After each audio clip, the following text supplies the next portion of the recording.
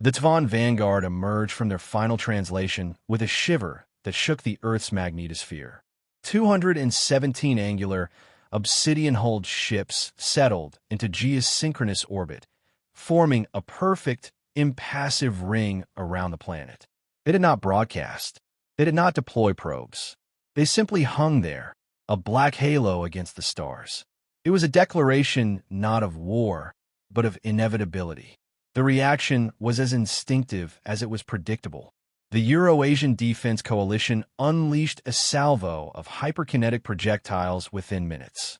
The projectiles vanished 200 kilometers from the nearest alien hulls, absorbed into shimmering distortion fields.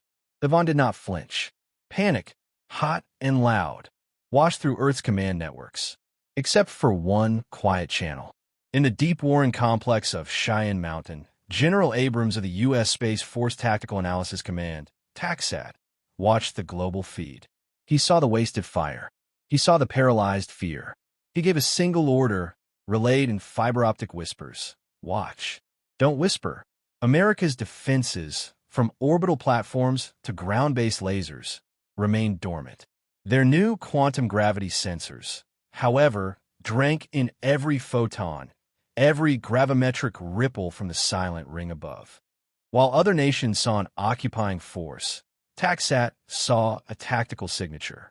The Tvan formation was a textbook Omega Encirclement, a psychological siege pattern designed to broadcast total control and to overwhelm the psyche with a show of flawless, unified strength. It was a bully's formation meant to paralyze before the first shot. Abrams' analysts worked in focused silence. They mapped the gravitational eddies around each ship, calculating the immense energy required to hold such perfect, stationary formation against Earth's pull. They tracked the minute, almost imperceptible thermal blooms from engine vents. Not the hot fury of weapons charging, but the steady, cooling sigh of reactors on standby. They analyzed the vectors of the Tvan's arrival, triangulating their translation points. A picture emerged, stark and clear. This was a show of force, not the prelude to an invasion. The formation was an energy-intensive pose. It was, the analysts realized with cold clarity, unsustainable. They're not preparing to fight, Colonel Vance, Abrams' lead astrophysicist, said, pointing to the thermal maps. They're waiting for us to surrender. They've budgeted fuel for intimidation and a victory lap. They haven't budgeted for a problem. The Tvan waited for 72 hours, a standard galactic interval for a species, to comprehend its own defeat. On the hour, they broke their silence. A deep, resonant voice, synthesized from 1,000 human languages, echoed through every frequency on Earth. Your resistance is illogical. Your position is untenable. Compliance is your only functional outcome. We expected more. The message was meant to be the final straw. Instead, it was the confirmation. Abrams leaned into his comm, send packet alpha. All frequencies. Now, America did not broadcast a threat. It transmitted a data packet. To the Tvan command ship, it was a simple list. 317 sets of spatial coordinates, plotted with inhuman precision. They were not firing solutions. They were exit vectors. Alongside each was a fuel calculation, a delta-V requirement, and a countdown clock showing the optimal departure window before orbital decay would begin to pull their meticulous formation apart. The final line of the packet read, "Optimal egress window closes in 6 hours, 14 minutes. Your current fuel reserves are insufficient for alternative maneuvers." For the first time, the perfect Tvan formation wavered. A ship on the ring's eastern edge drifted 100 meters out of alignment before correcting.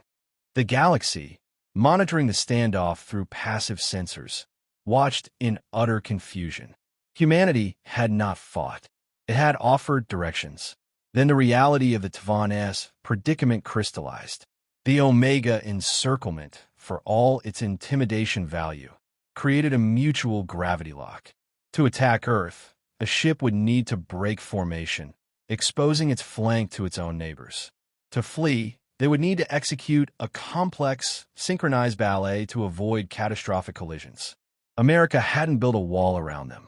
They had simply illuminated the walls the Tvan had built for themselves. The data packet was a key, but it was also a revelation. It proved Earth could see them with a clarity that shattered their technological mystique. It proved Earth understood their limitations better than they did. And the unspoken message behind the coordinates screamed louder than any weapon. We know exactly how to hurt you. We're choosing not to. Try to force our hand, and you will learn the difference. A new transmission cut through the silence on the same open channel. It was a human voice, calm and devoid of triumph. Found Vengat. You're not prisoners. You're guests who have overstayed. You may leave via the provided vectors, or you may remain, and we will demonstrate why we are secure enough to offer you a choice.